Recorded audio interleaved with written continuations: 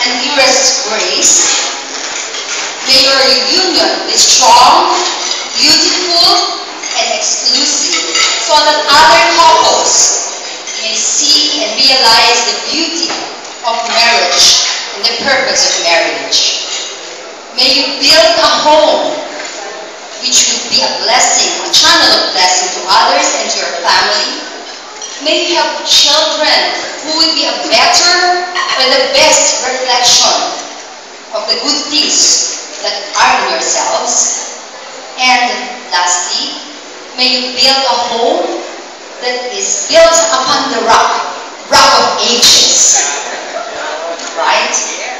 That no flood, no storm, no tsunami, nor any tribulation can wash away and be destroyed.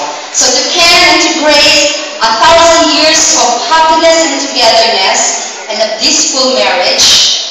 We love you both. Cheers.